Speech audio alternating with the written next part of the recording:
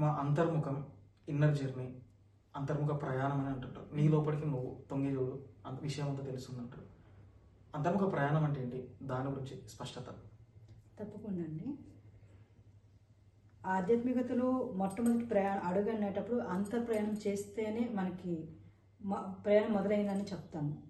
అంతర్ప్రయాణం అనగానే అసలు ఎలా వెళ్ళాలి, అక్కడ ఏమైనా ప్లేస్ ఉంటుందో, దారులు ఉంటే, ఇలా చాలా క్వశ్చన్ కూడా చాలా మంది అడుగుతారు. అమ్మ ఏం చేయాలి, చక్ర ధ్యానం లేకపోతే ఇంకేమైనా ఉంటాయా, లేకపోతే ఇలాగే ఇంకా లోపలికి ఏమైనా ప్రయాణానికి ఏమైనా చెప్తారా, టెక్నిక్స్ ఉంటాయని.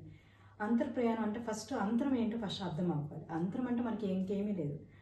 నేను అన్న భావంలో ఉన్న ఏదైతే ఉందో ఆ నేను పరమాత్ముడు అన్న విషయం మనకు అర్థమైతే, పరమాత్ముడే నేనై ఉన్నాను అన్న విషయం వరకు మనం రాగలిగితే, దాన్ని గమనిస్తున్నప్పుడు, దాని గురించి ఆలోచిస్తున్నప్పుడు మనకి ఏది కాదో అర్థమవుతుంది.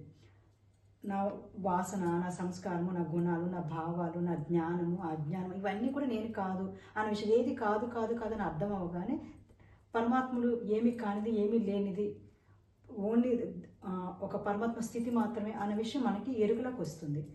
ఈ ఎరుకలోకి వెళ్ళి ఈ మొత్తం ప్రయాణం ఏదైతే ఉందో దాన్ని అంతర్ప్రయాణం అంటారు. అంటే ఏ క్షణమైతే పరమాత్మ స్థితికి చేరుకుంటారో, ఏ సాధన లేకపోతే దేని గురించి ఆలోచిస్తారు, ఎలా ఆలోచిస్తే పరమాత్మ గురించి మనకు అవగాహన వస్తుందనే జ్ఞానం గురించి ప్రయత్నం చేస్తారు, అదంతా కూడా అంతర్ప్రయాణం. అంతర్ప్రయాణం అంటే ఇంకేం లేదు. చాలామంది కూర్చొని అలా ఆలోచిస్తూ ఉంటే మాకేవో ఆలోచన వస్తుందేమో అదంతా మన గురించి ఫస్ట్ అవగాహన వస్తుంది. ఓకే, నేను ఇలాంటి విషయాలు ఆలోచిస్తున్నాను, నేను ఇలా ఉన్నాను, నా గుణాలు ఇలా ఉన్నాయి, నా భావాలు ఇలా ఉన్నాయి, నా జ్ఞానం ఇలా ఉంది, నేను ఇలాంటి విషయం నేర్చుకుంటున్నాను, ఇది పరమాత్మ స్థితి చేరుతుందా లేదా, ఇది ఏం చేయాలి, వీటి గురించి ఆలోచించి ఏదైతే కార్యక్రమం అంతా ఉంటుందో అదంతా కూడా మన పట్ల మనం పూర్తి ఎరుక. అంటే చాలామంది మన పట్ల మనం ఎరుక అంటే చాలామంది ఏం చేస్తారంటే, ఎరుకతో ఉండాలండి, జస్ట్ విట్నెస్ ఉండాలి, జస్ట్ మనం గమనించుకోవడం అని చెప్తారు.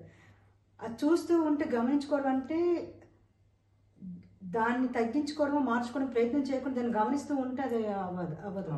ఆ గమనికలో అది పోతూ ఉన్నప్పుడు అది అంత ప్రయాణం అవుతుంది. మీరు అక్కడ ప్రయాణం పదం వాడారు. ప్రయాణం అంటే యానం అంటే ఏంటి?